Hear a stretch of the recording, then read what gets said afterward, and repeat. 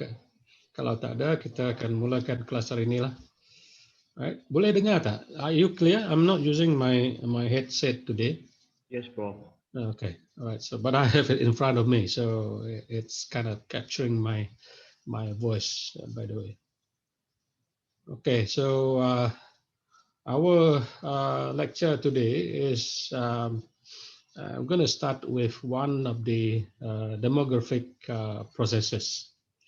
Remember in our first class, I mentioned about the three basic demographic processes, yaitu birth ataupun kelahiran. The second one is death ataupun mortality, and the third demographic process is migration, right? Ataupun migrasi. So for today, I'm going to start with the first one, which is the fertility, ya, ataupun kelahiran. Alright, so that's what we're going to look at today. Okay, so I prepared some notes as usual in the form of PowerPoint, so I'm sharing with you. Okay.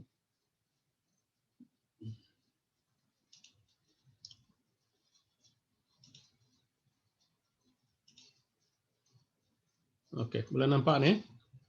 Yes, Prof. Okay. Alright, so birth and fertility. A little bit of some terminology that I will introduce later on related to fertility, right? Okay, so it's nothing to explain actually. Birth, you know what it is. Kelahiran. Fertility is also related to birth, but it relates to women, yeah, women who has the capacity to give birth. Okay, so tidak secara langsung melibatkan kaum lelaki, right? Although in a real sense lah, tapi dalam discussion hari ini kita melihat kepada fertility dari segi melahirkan anak, ya. Alright, so the discussion today will be looking at what fertility is, and then also tracing the history of fertility from the past to the present time, and then we will look at the preconditions. I mean, we talk. Remember, we were talking the one of the theories of demography or population theory, the demographic transitions. Yeah. And one of the factors that that caused the transition is the decline fertility. So yeah, so we will look at the preconditions for a decline in fertility. What are things that need to be there in order for fertility to decline, ataupun bilangan anak kelahiran boleh diturunkan, ya.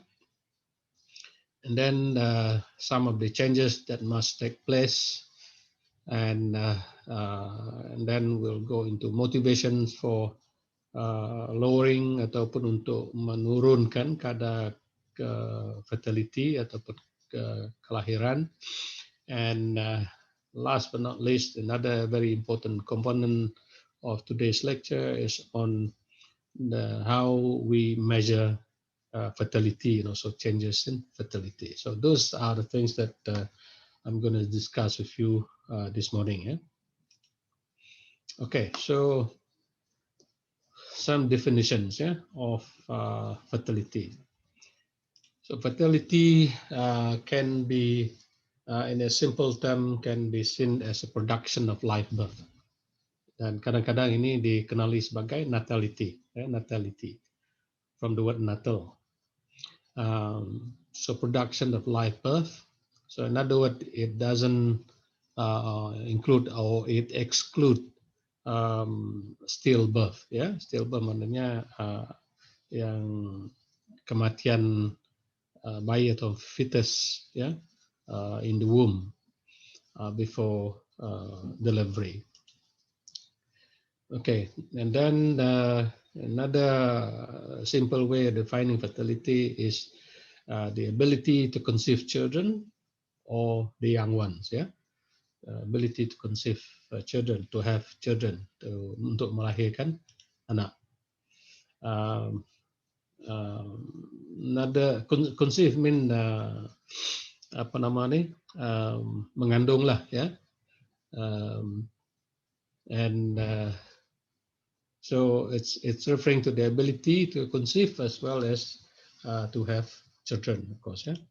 So these are the some of the definitions of fertility. There is another term which is also important, terminology parity. So parity here refers to the number of children born alive to a woman. So this is quite similar lah, but it exclude what it exclude is children who are born but not alive. In other words, yeah, stillborn, something like that. Yeah, dalam bahasa English.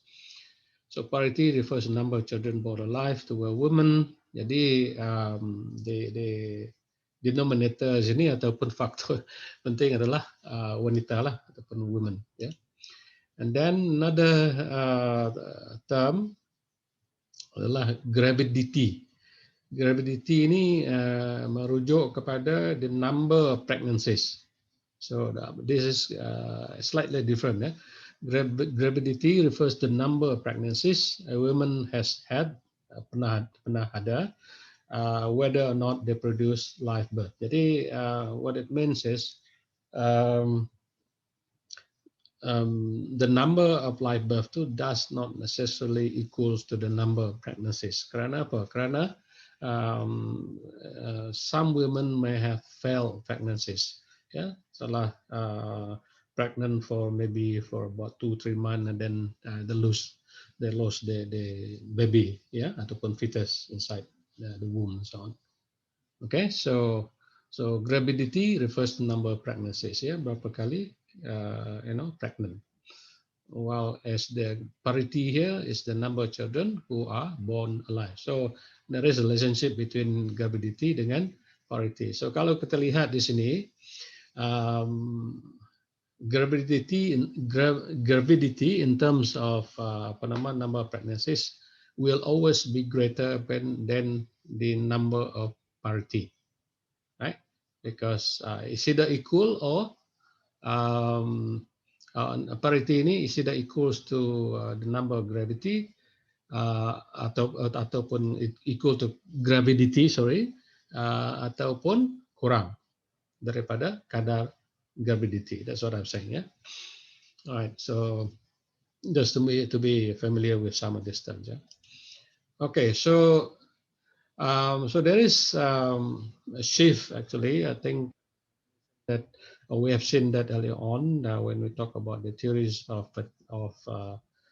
population growth, specifically demography, where we talk about the shifting of fertility rates from high to low fertility. Okay, now between these two, changes or shifting from high fertility, this is where there is minimal individual control, yeah, over their behavior and over their body, yeah. And while as shifting to low fertility, yeah, from high to low fertility, but low fertility is where there is some control, yeah. In other words, women have control over low fertility.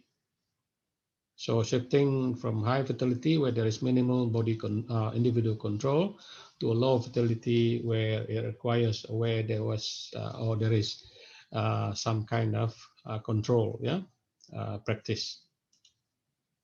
Okay, so involve the shift from high to low fertility involves a delay in childbearing. Okay, that's first one possibility, and also an earlier end to childbearing. Jadi dua perkara yang boleh dikaitkan ya dengan shifting from high fertility to low fertility. Ya, one is delay in childbearing ataupun another way of is delay in marriage in the first place. Ya, kalau lambat kahwin, definitely lambat mendapat anak lah. Ataupun sudah kahwin tetapi husband and wife decided to delay having children. That is also another possibility. So that is within the control of the couple ataupun the women. And also the other possibility is of course to end childbearing. In other words, you can, after having two children, for example, you decide not to have anymore. In other words, you decide to stop having any more children, and that, of course, involve several things. One of which can be the use of family planning ataupun through the use of sterilization dan sebagainya, ya, untuk berhentikan ya proses childbearing ini. Okay, so another thing about that is also it frees the shift ini tadi also frees women and men from unwanted parenthood, yeah, and allows them to space their children. So that's through that process, yeah, it allows parents to have to plan their family. In other words, yeah, to space the children instead of having children every year or so. The couple may decide to have the first child. After the first child is born, the next child would be maybe 3 to 4 years later, and that can be planned, right? So giving freedom to men and women ataupun couple tadi. And then that's for one of the things about fertility lah, the shifting from high fertility rate to low fertility rates, and that's happening in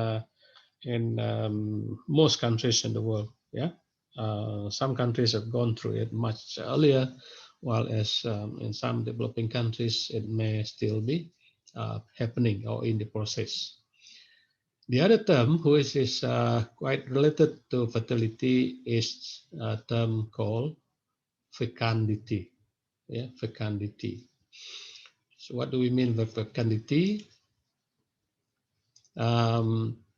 By definition, it refers to the physiological capacity to conceive, ya, ataupun reproductive potential, ya. In other words, ianya bergantung kepada keadaan kesihatan, the women in particular, right? The physiological conditions or capacity to conceive, untuk mengandung, ya, to become pregnant or to conceive.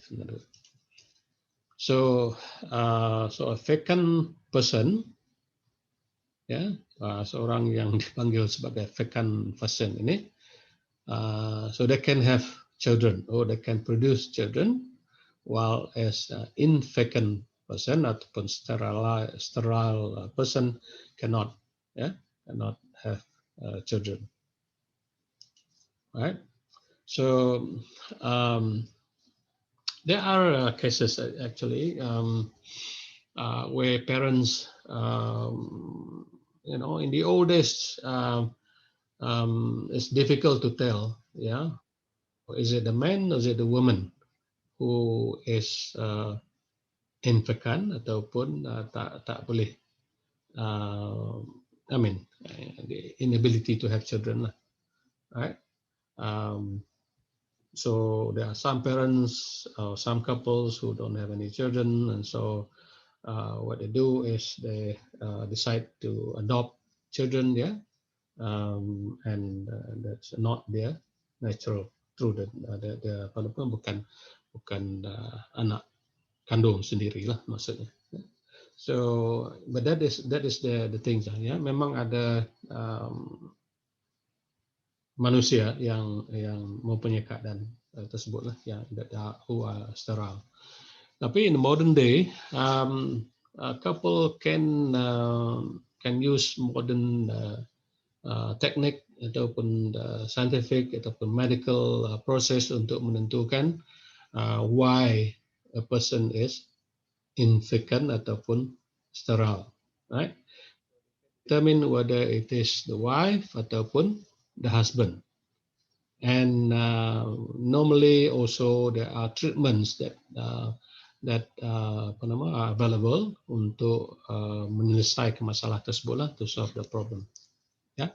Jadi there are cases. I know of a friend of mine who studied with me in the US in the early 80s actually. This is when I was doing my master's, and also this student from Sabah was doing his bachelor, so it's a little bit my junior in terms of age. But he was also married. I was married then. I was in my I just got married, and my first child was born in US, and this couple was supposed to, they have been married for quite a while, but no, they never have any children. So we went for checkup at the uh, clinics in the US in the state called Iowa, and they found out that one of them it so happened to be the husband who has the problem. So they went for treatment, and several years later, I was told when they came back to Sabah, they have at least 2 children by then, yeah, naturally born. So in other words, it can be solved lah, ya, boleh you can treat that infertility in some cases.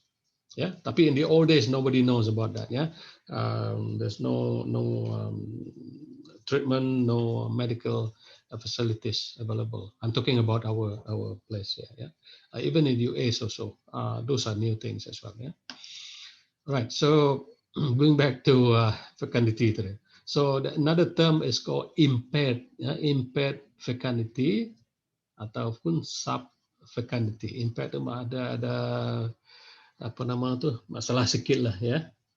Yang sterile tu memang totally um, tak boleh, ya, contohnya.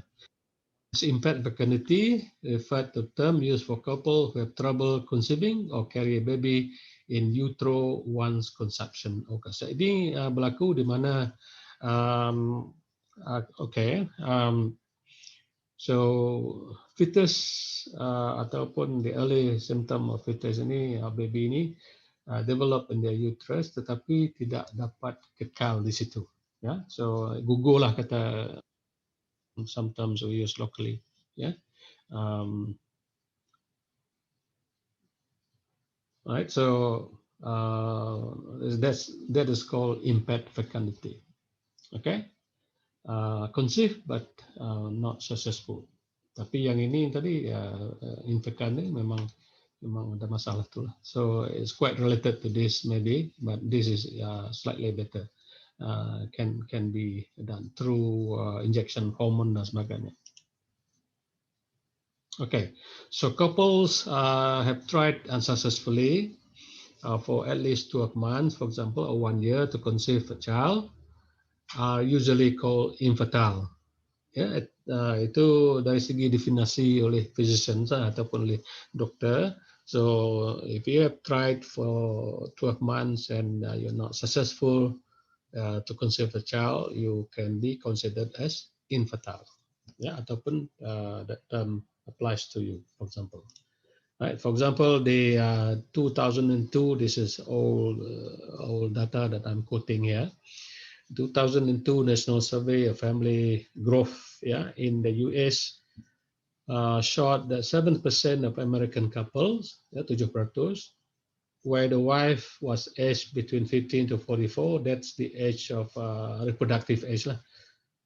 So 7% of American couples are infecund ataupun infertile, by that criteria tadi lah, ataupun kriteria tadi. Jadi memang ada segelintir populasi yang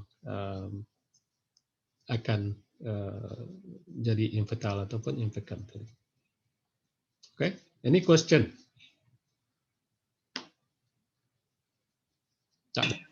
No.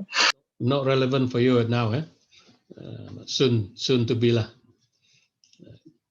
Okay, so generally fertility rate is lower than fecundity rate. Kenapa? If you look at the two definition tadi. So fecundity rate is referring to the fecundity refers to the potential, right? Fertility refers to the live birth. So kenapa fertility rate lebih rendah daripada fecundity rate? Anybody?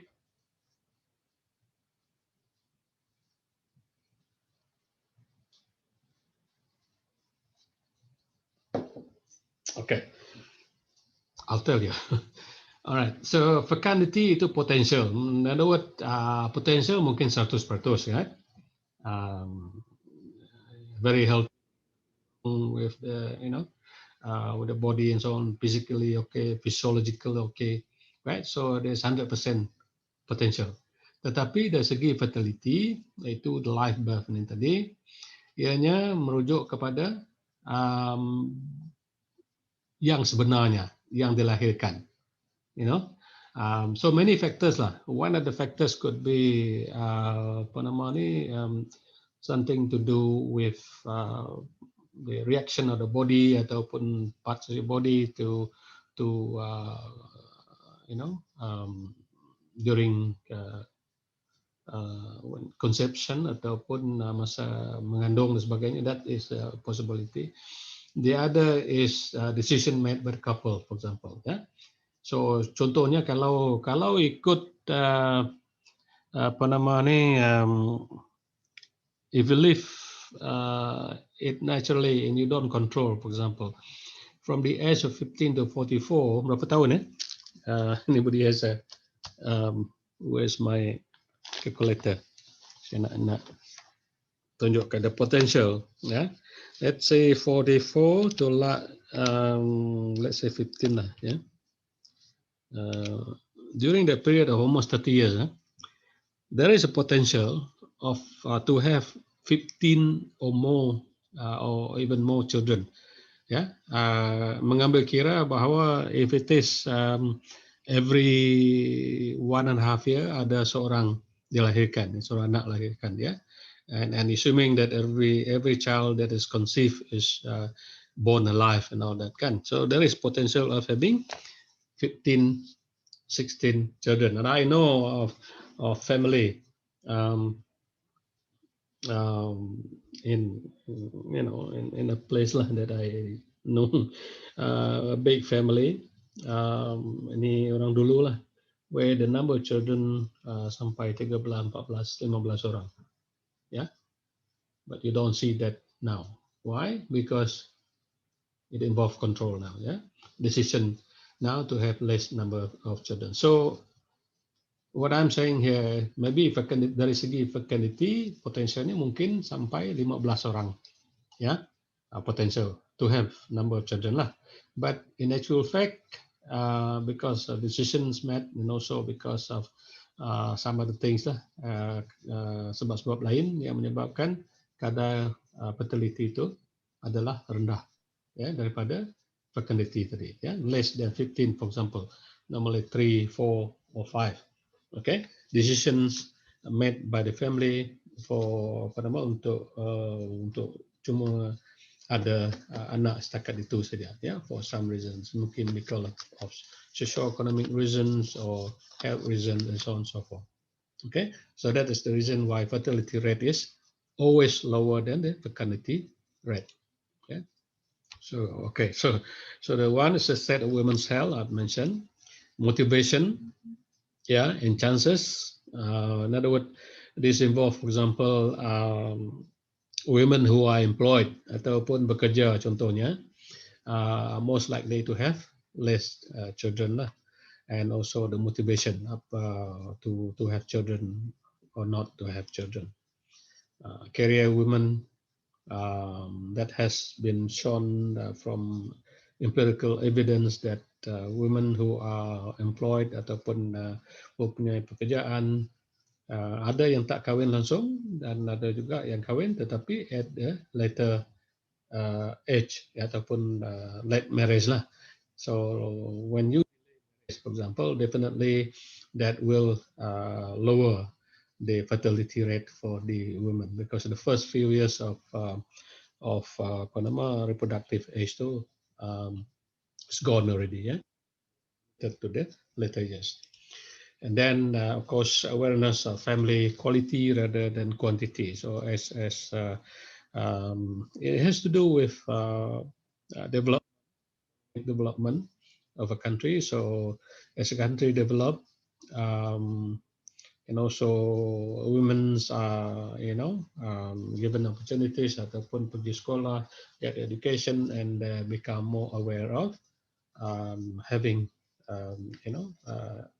quality family rather than talking about quantity, yeah, number of children. But in the past it is different lah. In the past, kalau particularly in traditional society where the need for labor is there, yeah, in a farming community, for example, they need more person, yeah. So the more children they have, the better it is. All right, so I found this slide here, and this is more or less talking about the factors affecting fertility rate. I'm going to explain a little bit later, ya, berkenaan dengan faktor-faktor yang mempengaruhi kadar fertility. Okay, one of which is, of course, the biological determinants lah. Ini has to do with the person or with the body, yeah, itself, ya, kesehatan dan sebagainya. And then the other is the socio-cultural determinants, and this has to do with the culture of the society, the social status dan sebagainya. And then the third one, very important also, is the economic determinants. In other words, how the economic status of the individual affect the fertility rate. Okay, so let's look at each of this in slightly more detail. Yeah. Okay. First of all, the biological determinant of fertility level. First of all, depending on the apa nama tu, where you are, and also people in the past may have less access to medical health facilities sebagainya. So exposure to diseases is one of the factors actually which affect fertility. Right. So, for example, in 1880s and also 1990s, I'm sorry, 1930s, yeah, black women, and this is in US, black women experience a very low fertility rate due to poor health condition. So the health condition of the women influence, yeah, fertility rates. Yeah? So a healthy woman normally will have a greater chance or have better fertility rate compared to a woman whose body ataupun health condition is not that good. And after World War II, there was a baby boom due to improving condition, and also because of the eradication of diseases, for example, TB, tuberculosis, right? that condition ataupun keadaan yang lebih baik telah menyebabkan peningkatan dari segi fertility of women. That's a baby boom, maksudnya sudden surge in the number of babies born lah. Okay, so itu berkaitan dengan exposure to diseases. Yang keduanya adalah body structure dan body weight or health, ya, berkaitan dengan biology juga lah, ya. So female, for example, it has been from empirical data and also observation. Female definitely need certain amount of fat storage for ovulation. Yeah.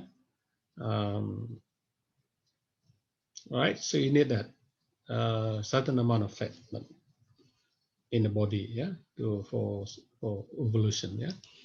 And if there are too little fat, it's difficult to conceive. Right. That influence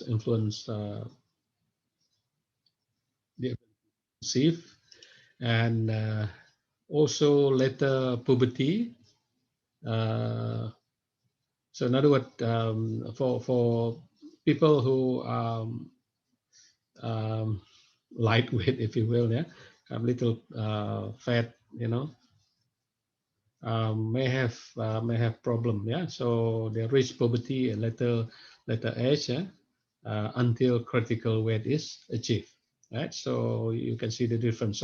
So between a girl, seorang yang is more weight, and then the other one has little fat and so on.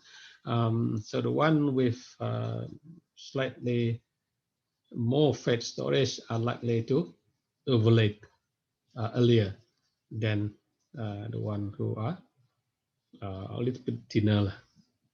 Okay. All right. So that's from the medical health point of view. All right. So that's the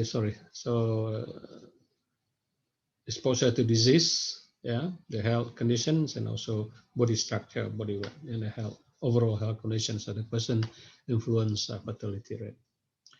The next category, cultural determinants ataupun socio-cultural factors which influence fertility rate. Ya, number one is the status of women. What do we mean by status of women? Now, for example, the level of education, right? Years women spend in education is usually inversely correlated to the number of children she will bear in her lifetime. So in other words, that has to do with, first of all, let me go back to status of women tadi. Status of women di sini, so maknanya this has to do with the in societies and all that. Yang ada kelas dan sebagainya. So those with different status mungkin mempunyai different fertility rates. Yeah. One of the factors was a fact that is, for example, education, where if a woman ataupun a girl has better education, she is likely to spend more time studying in college dan sebagainya, and before she plans for marriage. Nah, ini kalau dilihatkan pada masa dahulu, in the old days, when children and specifically girls were not even given up, yeah, to go to school, for example. So among these traditional societies, marriage tend to be at an early age. Umur 15 tahun dah kahwin, ya, ataupun 16 tahun. Ya. So therefore, definitely in her lifetime, there is possibility that she will have more children, yeah, more live birth. Okay. Tetapi oleh sebabkan education, there is possibility for delay marriage and delay in terms of having children. That's one. Another effect of education is that it gives the women more power or knowledge in terms of health, in terms of awareness of having children, and so on and so forth. Ya, jadi ada kesannya. Ya. So from the study done in some countries, they found that there is an inverse relationship between the number of children the person has with of education. So the higher the level of education, the less the number of children she will bear in her lifetime. Okay. Yang keduanya, yang ketiga, sorry, is the employment opportunities ataupun ataupun chances in life dan sebagainya, right? So employment opportunities bagi wanita yang bekerja, for example, ianya akan memberi kesan dari segi mengurangkan kadar fertility, right? As we have seen early on, career women tend to have less children, late marriage, and so on. Yeah, so it does affect. Dibandingkan dengan masa dahulu, where women were not employed, so tendency for them to stay at home and take care of children. Jadi bilangan anak tu kalau masa dulu lebih ramai daripada sekarang on average. Ya. The other factor is also important, which is religion and ethnicity. So based on some studies also, it has been found that people of certain religion tend to have more to other religion, for example. And related to that is also the ethnicity. So these factors also have an influence on the rate of fertility. Selain daripada itu, government policy plays a major role as well in terms of fertility rate. And this is very, very obvious if we look at China with the one-child policy, affect the number of children per family. In other words, limit number of children per family. Yeah, especially clan ya in China. Ya, setengahnya tidak di they were not affected or less affected, tapi certain clan, particularly those in the urban areas, very much affected.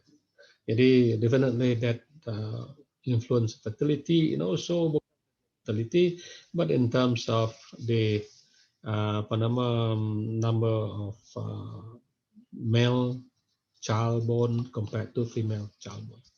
Singapore is another example where they have a two-child policy. Well, the two-child policy is actually two children per family is what we call a replacement level. We'll talk about that later on. Yeah. So that is to maintain the current population. Okay, so definitely that also affect the fertility rate. Yeah. So government policy. Ada policy yang juga some countries encourage to have more children, for example, to increase the population. So that increase the fertility rate as well. Okay. Other factors, social cultural factors, is the age of marriage, age at which marriage took place, in other words. Yeah. So the earlier the marriage is, age of marriage, the more children, the likelihood to have more children ataupun live birth semakin meningkat. Yeah. So early marriage will lead to higher fertility rate. Yeah. So if you delay marriage, in other words, age of marriage itu tinggi ataupun meningkat, maka that tend to lower the fertility rate, ya, akan menurunkan kadar fertility. Also, it has been seen through studies that anxiety and stress will also affect fertility in both men and women.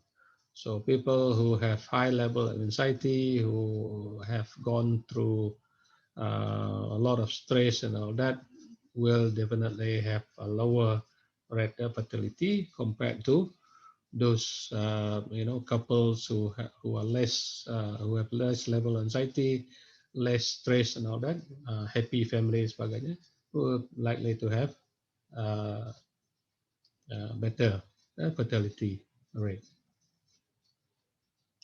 Okay, all right. So related to that is happiness. Yeah, happiness has an effect on one's fertility. The level of happiness influence one's fertility. If you're happy, you tend to have a higher rate of fertility compared to those who are unhappy. Jadi mungkin unhappy itu sebab macam-macam lah sebab dia boleh yang menyebabkan mengapa seorang itu kurang senang dan sebagainya kan. Let me share with you this one. This is one YouTube that I found. Kejap, let me adjust that. Okay, so let me share this.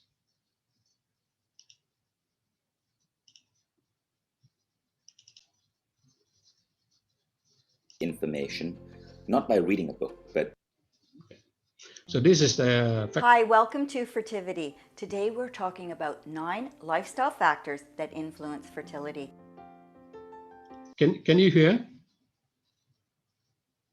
Yes. Yes. Right. Making the decision to start building your family is one of life's major steps. There are very few events in anyone's life that rival the importance and the joy of having a family. We would just like to give you a quick overview of 9 factors which can influence fertility. There has never been a time when there was a better opportunity to start a life in good health and to seek information from someone you can trust. First is genetics. Look to the women in your family for an idea of how easy it may be for you to conceive. If your mother and sisters have achieved pregnancy with ease, it is probable that you will as well. If they struggled, however, that could be an indication that you should remain aware of any potential issues. There are several conditions known to affect fertility which have hereditary components. Endometriosis and premature menopause, for instance, each tend to have genetic ties. Additionally, chromosomal abnormalities can make conception difficult. Men who have deletions in their Y chromosome are more likely to suffer from low sperm counts or no sperm at all. Chromosomal deletions, inversions, and translocations can all also inhibit the creation of healthy embryos, causing either an inability to get pregnant or frequent miscarriages. If you suspect there may be a genetic issue which could influence your fertility, seek the advice of a doctor for further testing. Second is weight. Maintaining a healthy body weight can be crucial to fertility. Both obesity and malnourishment can cause problems with conceiving, each accounting for 6% of reported infertility cases. As you embark upon trying to conceive, you can improve your chances by focusing on maintaining a healthy body weight. If you have a history of struggling with your weight, consider visiting a doctor or nutritionist to discuss ways to find a healthy balance.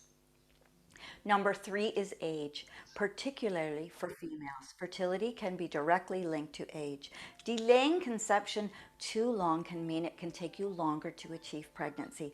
The reality is that female fertility begins to decline as soon as a woman reaches the age of 30 and even further as she reaches 35. This does not necessarily mean that women should rush conception out of fear of losing their fertility, but rather that they should remain cognizant of their age and how viable the fertility may be at certain points in life. Number 4, lifestyle. Smoking, steroids, and the use of illicit drugs can all have damaging effects on your fertility. Women who smoke cigarettes have been shown in IVF studies to have a reduced rate of conception and subsequent carrying to term. Smoking is also known to contribute to stillbirths, low birth weight, and increased rates of sudden infant death syndrome.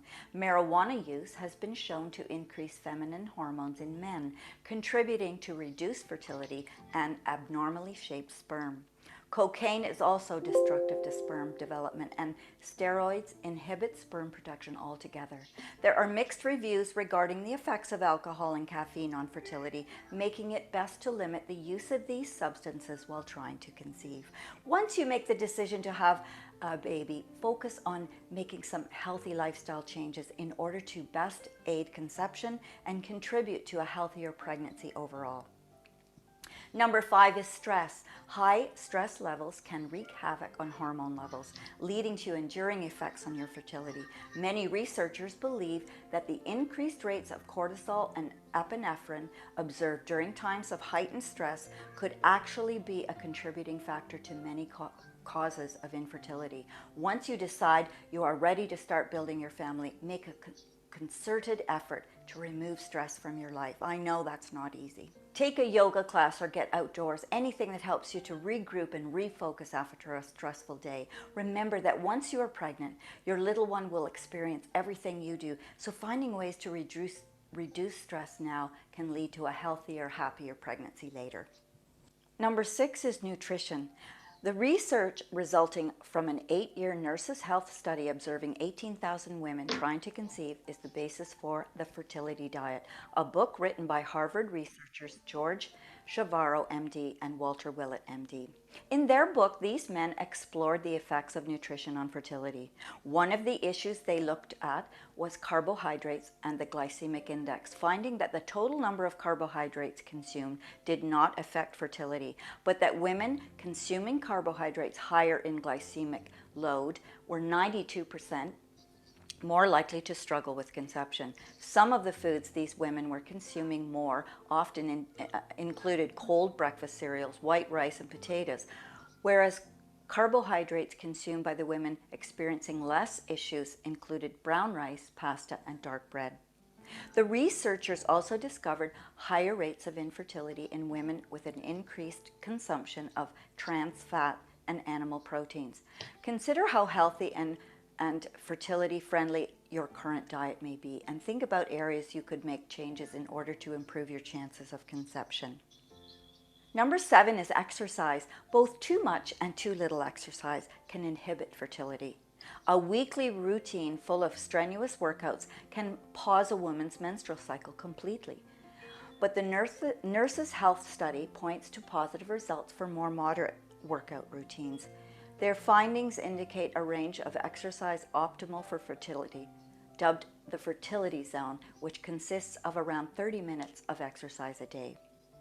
There are exceptions made for women above or below a healthy BMI, but the overall results were that regular exercise can actually improve fertility.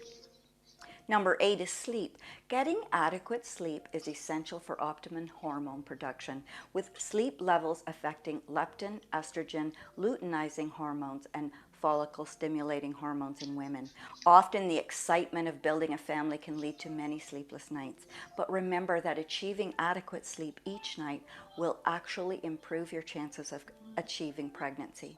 Find ways to calm your system prior to bed, focusing on relaxation and sleep-inducing methods. As you attempt to conceive, you should make taking care of yourself a priority. Remember, once the baby comes, you might not be getting as much sleep at all, so take advantage of the ability to get your rest now while you can. Number 9 is exposure to toxins.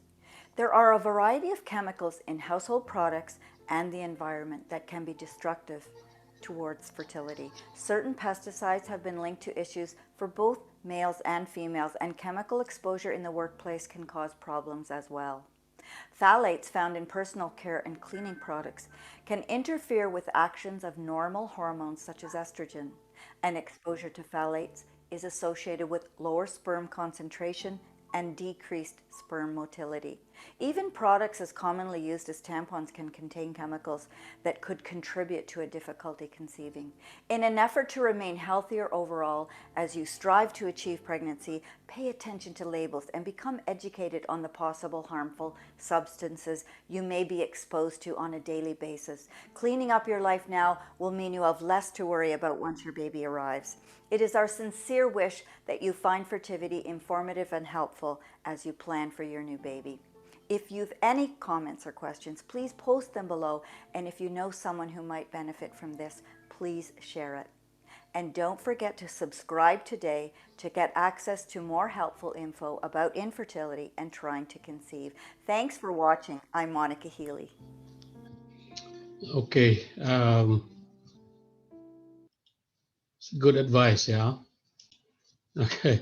So that's good, very good tips. Some very important tips for young people who are about to have family and so on. All right. So 9 of them. I've mentioned a few in my presentation. Genetic is one of those things. So if you have some genetic issues, memang keturunan yang ada masalah with conception, maybe that's one reason. Yeah. The other is weight, and I talk about that as well. Body weight, interest. Sorry, are you trying to ask question? No, I guess just interruptions. Okay. So right. So body weight is also important. Right. Make sure you have enough fat in your body. And then age, definitely, yeah. Age is important factor. One of the things that mentioned in the video is the fact after 30, after the age of 30, the rate of consumption itu semakin turun, right? So the chances of consumption ataupun to conceive itu masih, tetapi berkurangan, ya, after the age of 30. It can even maximum sampai umur 44, 45 lah. There are rare cases of women having pregnancy after the age of 45. Jarang-jarang berlaku, tapi pernah berlaku, yeah, but it's very rare. What else? Lifestyle, important, yeah. Lifestyle, your lifetime, whether you're smoking, you take alcohol, you're on drugs, and so on, that definitely. Yeah. Stress, dah dikatakan tadi, also affects. Nutrition, definitely.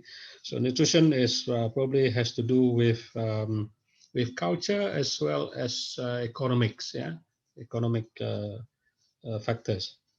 Exercise, setengah orang tu banyak exercise, setengah orang tu kurang exercise. Jadi it is important factor for apa nama ni untuk that will affect fertility as well. Sleep level, interestingly, this is from the expert lah, expert advice tadi. Tip from them: make sure you have good sleep, enough time to sleep, and one of the advices, if you are planning to have a child, to conceive, you might as well sleep more now than later, because once you have the child born, ataupun anak dah lahir, you may have less time sleeping because the child will be crying at night and all that. So you have to wake up, to take care of the baby. Last but not least is the exposure to toxins. So those are some proven, yeah, and also good advice from the experts lah berkenaan dengan pregnancy, and also related to our topic today is on fertility. Okay, any comment or question?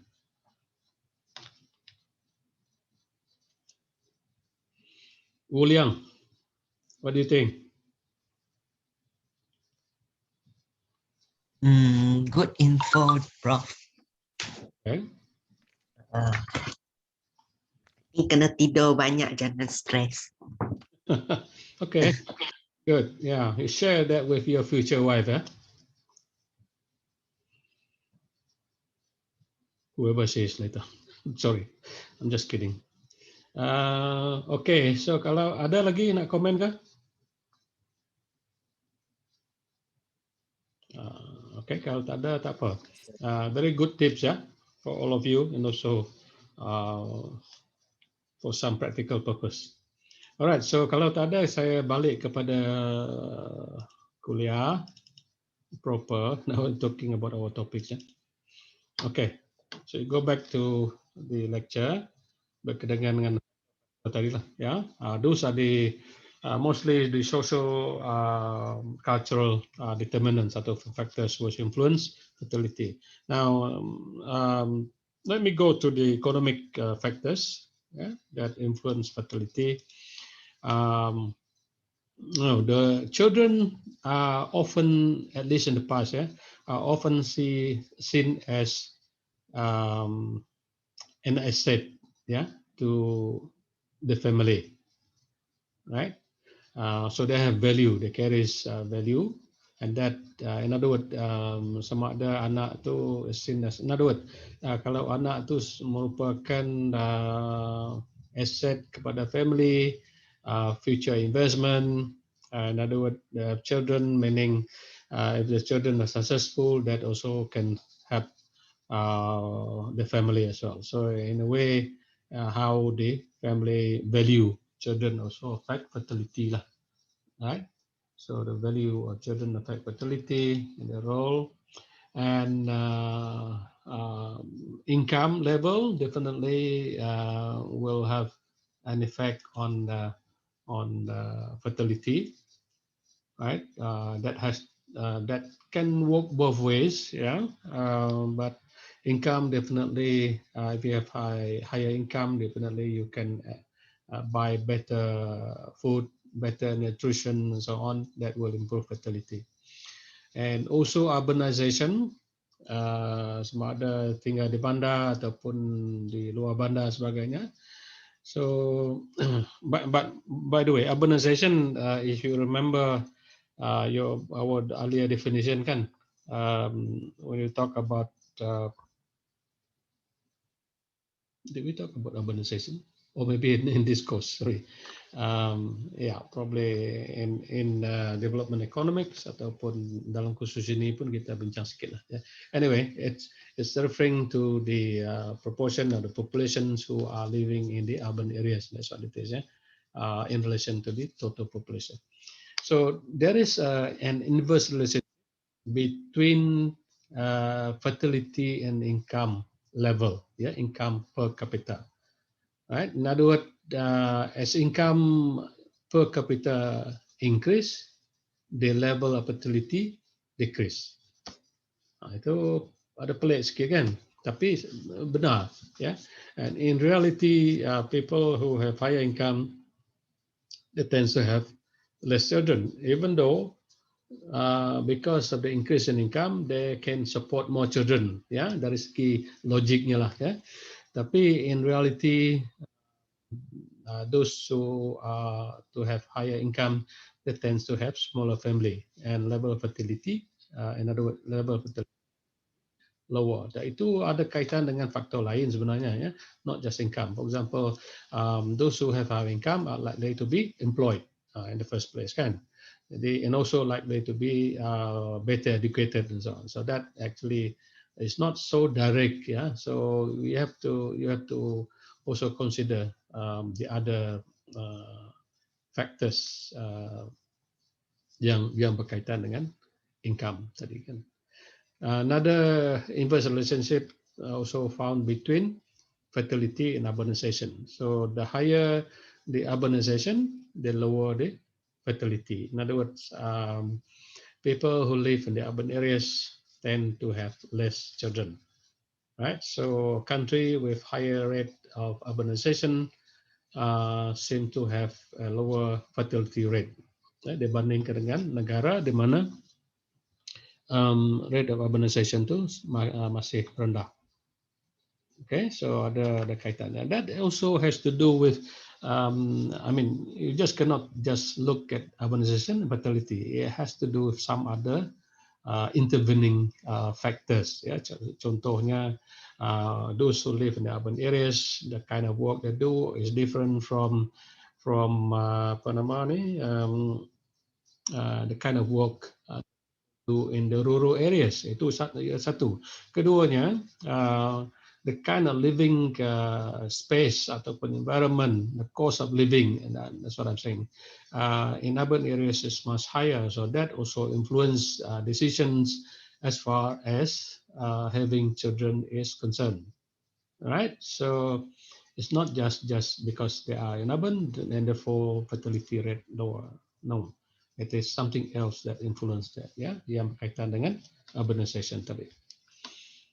Okay, all right. So in traditional rural societies, children still play important economic role. Ya, that contribute to the family welfare ataupun wealth. Okay, so the more children, I mean, in a farming community, for example, they need a lot of human labor. And so having more children is good for the family, for example, right? So they play important economic role. So fertility is likely to remain higher in the rural societies, rural areas. However, in the industrial and post-industrial societies, things have changed. Yeah, the cost, for example, tend to increase with the development level of society. So that definitely has influence over fertility.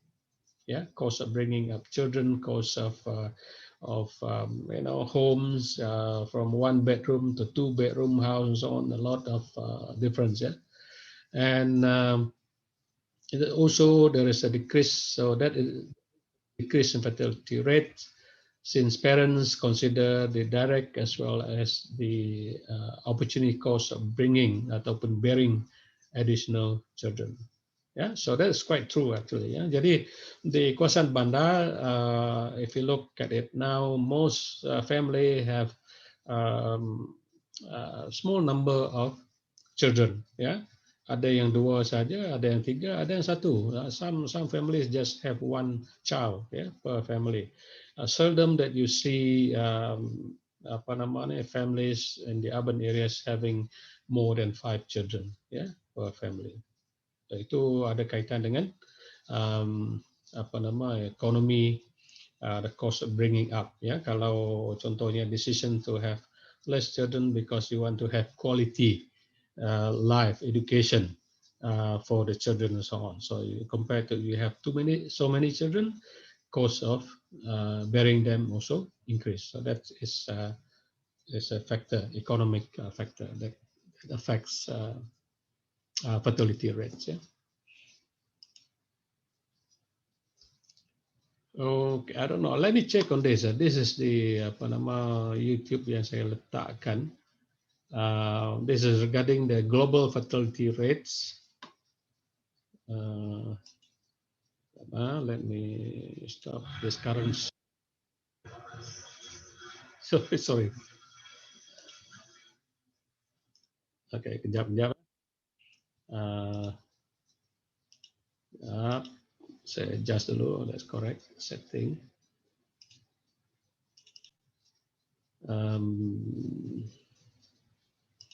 The Economist. Boleh dengar? In 1950, the world's population was around 2.5 billion. It more than doubled over the next 50 years. In the mid-80s, the growth rate slowed. By 2050, the world's population is expected to stabilise at around 9 billion. According to the UN's Population Division, between 2010 and 2015, around half of the world's people will live in countries with fertility rates of no more than 2.1, the replacement level of fertility, which causes a country's population growth rate to slow down and eventually to stabilise. As poor countries grow richer, fertility rates decline. In 1950, the average Chinese woman had 6.5 children, and the average income per person in China was $418 a year. The fertility rate declined slowly through the 1950s and 60s, but remained about 5 children per woman into the early 1970s. Then China's government started forcing its citizens to have fewer children, and the rate has fallen sharply. By 1993, it had fallen below replacement level. Since then, the average annual income per person has soared from $1,800 to $5,000 in 2007. Iran's fertility rate in 1950 was just over 7, even higher than China's, though with an average income per person of $3,200, it was also wealthier. The fertility rate remained relatively constant during the 1950s and early 60s. In the mid-60s, the Shah pioneered one of the world's first family planning programs. Birth rates fell and income rose. That policy was abolished by the Islamic revolutionaries who took over the country in 1979. Fertility rates rose above 6 in 1984. By 2006, rates had fallen to 1.9 and to 1.5 in Tehran. In 1976, only 10% of rural women between the ages of 20 and 24 were literate. Today, 91% are. Educated women are more likely to work and demand contraception and less likely to have large families. South Korea had a fertility rate of 4 and an average annual income per person of just over $1,000 in 1950. Then came a decade of war and stagnation, during which the birth rate shot upward before falling sharply in the 1960s, as the country grew richer and more industrial. Its fertility rate today is well below replacement level, and its income per person is high even by rich world standards. As fertility rates in the developing world fall, those in much of the rich world, which have long been below replacement level, are starting to rise. In 1950, France's fertility rate was below 3 and its income nearly $6,600 per person. Its fertility rate rose slightly in the 1960s and fell steadily for the rest of the century, dropping below replacement level in 1975. This decade, however, the rate has inched back toward replacement level and in 2007 was at 1.9. Collectively, the world's fertility rate has declined as it's grown richer. During the mid-century baby boom, the West enjoyed its Goldilocks era, when fertility rates and median ages were just right. Now it's the turn of Asia and Latin America. Okay. Yeah, that's. All right. So that's briefly also a brief video on the impact of development on fertility. But diukur dari segi income per capita, right? So as a country develop, the rate of fertility turun, ya, turun. So birth rates decrease as income level rise, and that happens in different part of the world. Sebagai contoh dari China, Iran, and so on, ya. So another factor which has an impact tadi adalah literacy ataupun level education. But remember, all these are interconnected. Ya.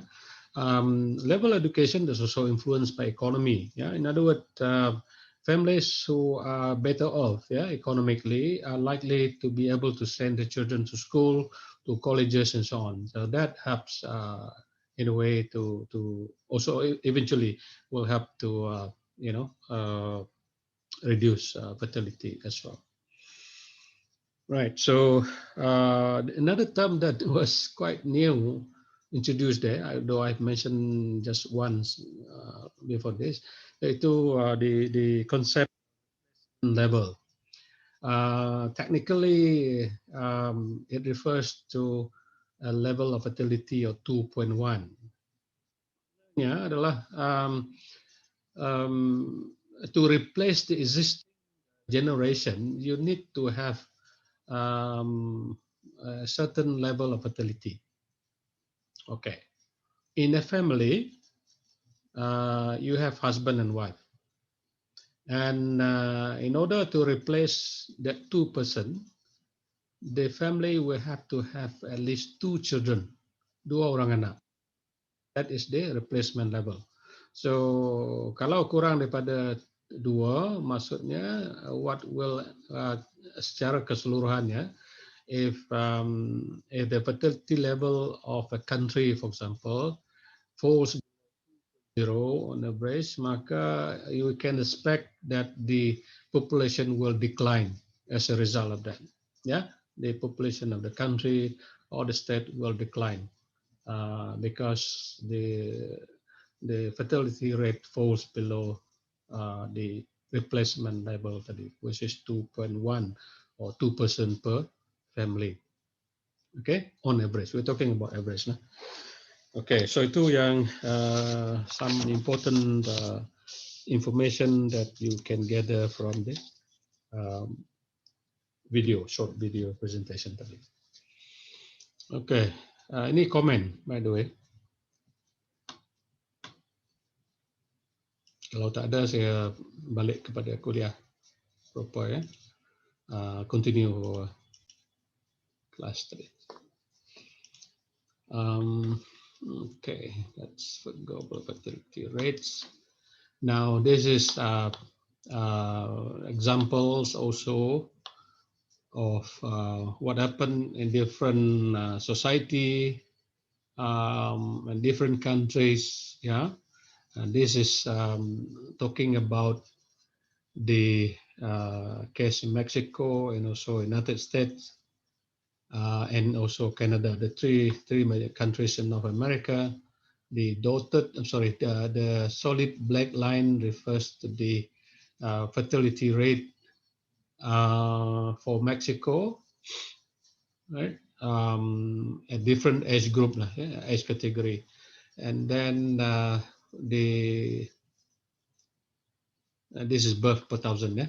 That's one the measurement for fertility, and then the dotted line here, the longer dotted line here refers to the US, and the one which is of lighter color refers to the Canadian punya case. All right, so all these countries, Canada, Mexico, and apa nama ni, US, ya, mempunyai trend yang agak sama, where the birth per 1,000 seems to be highest at the age range of 25 to 29, right? 25 to 29, right? That's the most productive age ya untuk having children. In other words, with child birth during the age period, and it slows down as the age increase. Sorry, yeah. But what is interesting is this one here. This is the heterite, yeah, heterite natural, and this Protestant religious group or sect, yeah, and so they have their own belief and so on, yeah, that you should not have or do anything, yeah, unnatural to control birth, ya, untuk menghalang kelahiran dan sebagainya. Okay, so these are the people, yeah, the Protestant religious sect who believe that there shouldn't be any control in terms of the number of children. So they leave it to nature in a way, yeah. So that's the one that is happening there. So the much higher than the national average, ya. So saya jangkakan mungkin itulah yang berlaku, tren seperti ini yang berlaku masa dahulu, ya, among traditional societies, ya, in the old days. Yeah, so among heterites, I think that's how they pronounce it. It's still happening, yeah, in these modern times. Yeah? And remember, this is in 2001, right? So it's still happening. It shouldn't be happening, particularly in developed countries, but this particular small group of people, yeah, called heterites ini. Kalau nak baca boleh, ya, you just Google and find out what this sect ataupun kumpulan yang kecil ini, ya.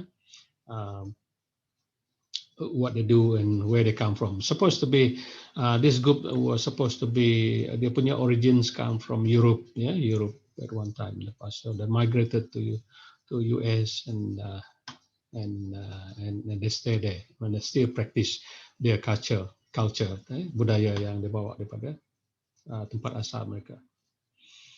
Okay.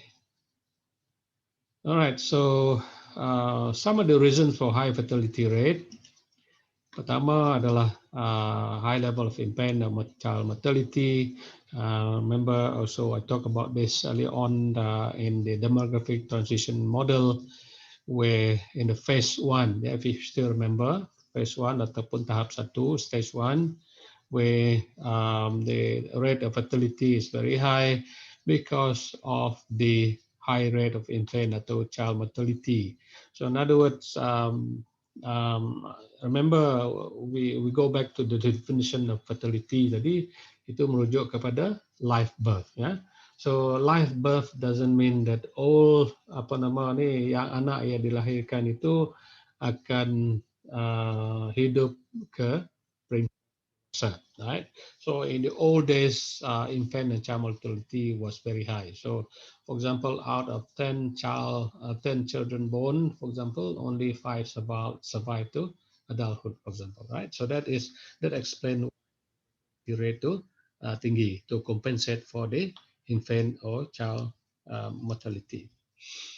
The second reason for high mortality rate, especially among traditional society, is to and then you can relate itu contohnya kepada Hitterite society tadi lah mungkin ya, the need to replenish society, in other words need to replace society. Why? Because the mortality rate in those traditional societies was still quite high. So in order to replace the orang yang dahulu, orang yang tua, they need to be newborns lah. Okay, so must have babies, in other words, to replenish, to replace the existing ones when they are gone later on. Then there was some campaign by pro-natalists to have more children. I think this is what was also done in Singapore, because what they have a problem actually in Singapore. They don't have enough people, yeah, to provide for their labor force. Jadi sekarang ini almost 2/3 of the labor force in Singapore are foreigners. Jadi so what Singapore government does is to encourage having more children. They give incentive and so on. So campaign di sini termasuklah providing incentive for family to have bigger family, bigger or more number of children. I'm just putting this picture here just to show you. This is not Singapore, by the way, but it's somewhere else. Ya. Pro-natalist ini adalah the policy that encourage more family having more children. And then also another reason why fertility rate is high, because children are often seen as security and also to provide labor for the family, particularly in agriculture and traditional agriculture, in farming communities where the children are required to help their parents, yeah, to do all the farming activities and all that. Okay, so I mentioned about these policies that just quickly. I will talk about this towards the end of the semester or so. Yeah, the different population policies, but this is just quickly on this. The pro-natalist policies was practiced in Singapore since 1987. For example, one of which is increase maternity leave to 12 weeks. Yeah, in other words, 3 months instead of 1 month. And then maternity leave would be covered for the first 4 children. In other words, so all those 4 children itu akan diberi insentif yang sama. Then child benefit also increase, meaning parents need not worry so much about cost of having children because the government provide some incentive ataupun benefits. Interestingly, also the government of Singapore provide dating services, sponsored dating agencies, so that people, couples, young couple, can get together and eventually get married and have children. And also government subsidize childcare, especially among those maybe among the first 4 children lah, at least. Then sterilization and abortion were discouraged. And family planning and population both also abolished. Supaya ianya boleh menggalakkan family to have more children. And parents with good academic qualifications would also get enhanced child benefit as well. So these are some of the incentive under the pro-natalist policies. Jadi tujuannya adalah so that married couple or families have more children. Itu policy pro-natalist, pro-natal, pro-child, or pro-baby, in other words. Okay, so so what are the preconditions for substantial fertility decline? There are certain things that must be there, conditions that must be there before fertility rate can decline, boleh turun, Jadi some of those, number one is there got to be some kind of acceptance yang dia boleh diterima, acceptance of calculated choice, yang in other words a choice which seriously considered, difikirkan as a valid element in marital fertility. So it must be there. It must be something that the husband and wife have considered. Itu perlu, So it is a pre. The second one is the perceptions of advantages from fertility. So that is one of the precondition for fertility decline. That the perception by the people, by the couple, for example, that by having less children, by smaller family, is an advantage, to them. And also knowledge and mastery of effective techniques of birth control. So this is also interesting and also very, very important. Karena kalau even if the techniques and birth control is there, but it is not used properly ataupun tidak digunakan dengan cara yang betul, ianya juga tidak akan membawa kesan yang positif. So the precondition di sini adalah there must be enough knowledge, and people, in other words, the couples, husband and wife, should know and also be able to practice it correctly, in terms of knowledge and also usage of the techniques of birth control. All right, so those are some of the preconditions required for substantial fertility to decline. All right.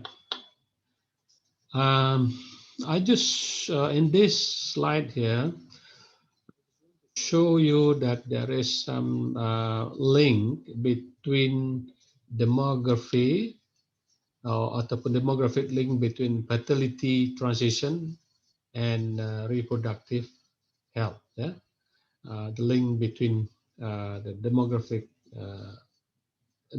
link between the fertility and transition and reproductive health. Now this is what it is.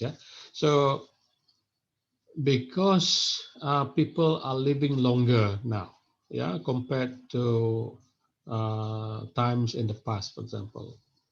Because I mean, kalau kita lihat kepada, I think I remember I talked to you, I mentioned a bit about the lifespan of people in the, 200 BCE or 500 BCE and so on, that people probably were living up to average age is about 20 plus years or 30 and so on. That's the lifespan, ya. Jadi because of that, the apa nama tu, the chances of having children, yeah, if you want to have children, you got to have children at early age lah. Tapi sekarang ni tidak, ya, because people are living longer, increase life longevity, so it put less pressure to have children early ataupun to get married early, ya. So less pressure on you to get, or for the person to get married at early age, yeah. And that also leads to having greater freedom before marriage and childbearing. You must know this, that once you get married, there are certain things, yeah. Definitely less freedom, particularly if you already have children, compared to the time where you are, still bachelor, belum kawin. Once you married, that those some of those freedom are gone, yeah. So greater freedom before marriage and childbearing, and that freedom actually give leads to higher levels of education. So in other words, people can go to school, can go to college, yeah, instead of getting married and have children and stay at home and so on, yeah. So that, yeah, so greater freedom child marriage leads to higher levels of education. That higher level education will lead to lower fertility. Remember I talked about the role of education and so on, yeah, how it influence fertility. So it leads to lower fertility. And let's look on this side first, yeah. Okay, let's go down here first. So lower fertility will lead to less time spent bearing and rearing children.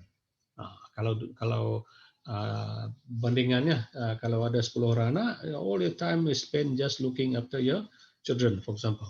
But if you have only one or two children, then you have less time spent, yeah,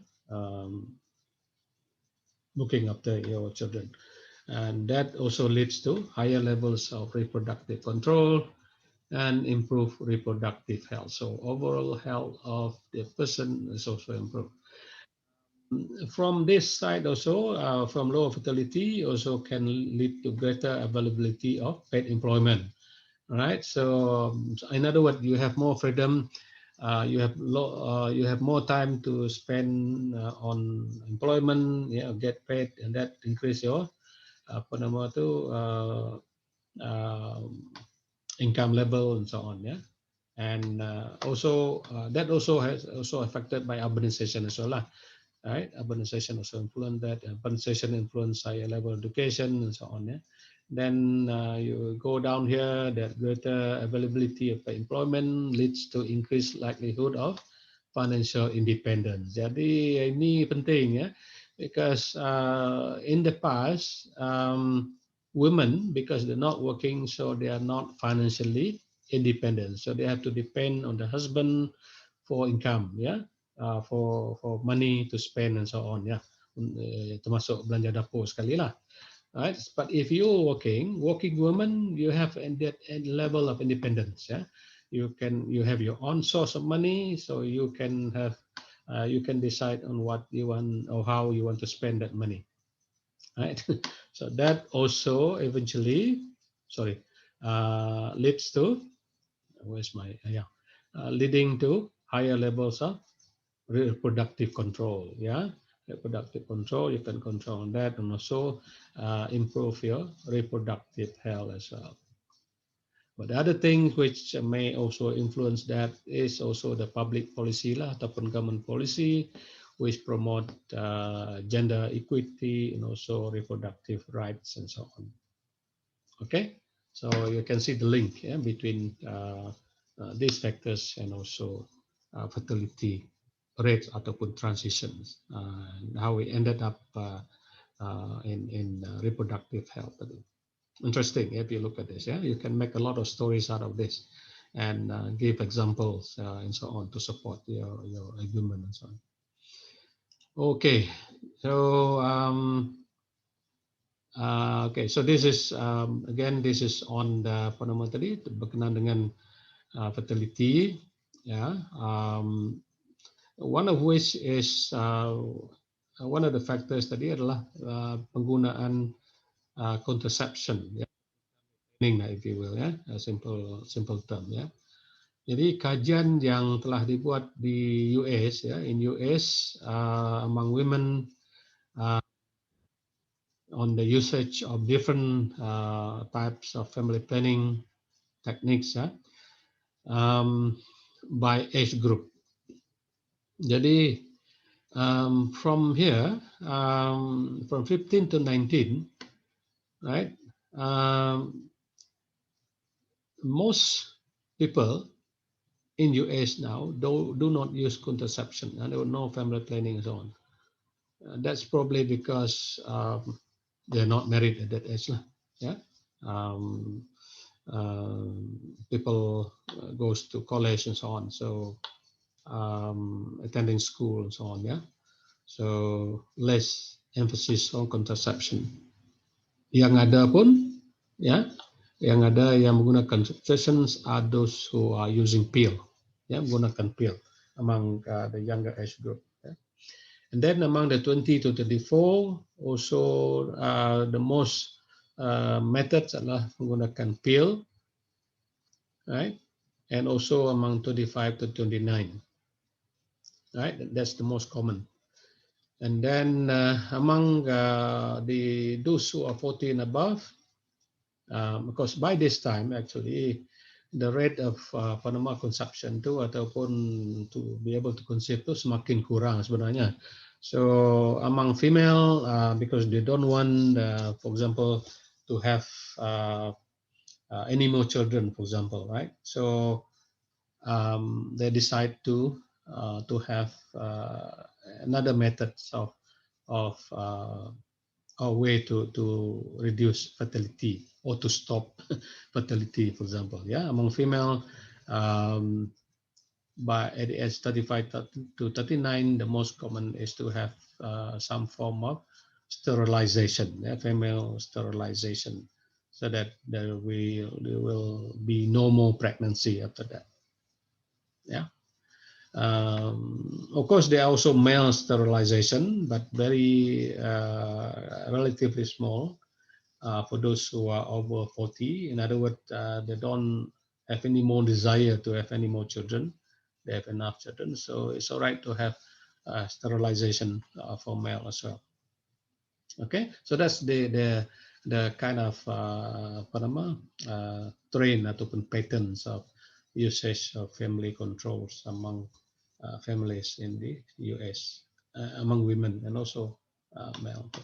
Okay, so another one is this is also to prove that contraceptive use is effective against unwanted pregnancy, and also not only that, but also to reduce the levels of fertility. Okay, so based on this is a study quite a while ago. I forgot the date, but just what I'm trying to share with you here is the data showing the relationship between the levels of usage of contraceptive and also the levels of fertility. Yeah, right. So on this axis is the percentage of married women using modern contraception. Yeah, what percentage and so on. And on this axis, y-axis, is the fertility rate. Yeah, number of children born per woman. Jadi boleh dilihat sini, these are countries in Africa, Niger, Ethiopia, and many of these other countries here, where the use of contraceptive is very, very low. Yeah, and you can see that the impact, the effect adalah the fertility rates are very high. And then among all the countries in the world, Um, Depending on the level of usage of contraceptive or primary planning, the fertility rates also um, is very much reduced. Yeah, so the higher the rate of level contraceptive use is, the lower is the fertility rate. Itu yang saya nak tunjukkan lah. So in other words, that's one proven way to untuk mengurangkan kadar fertility dengan menggunakan kontraseptif ataupun family planning. Right? Where let's remember the R's. You remember the statistics. R is the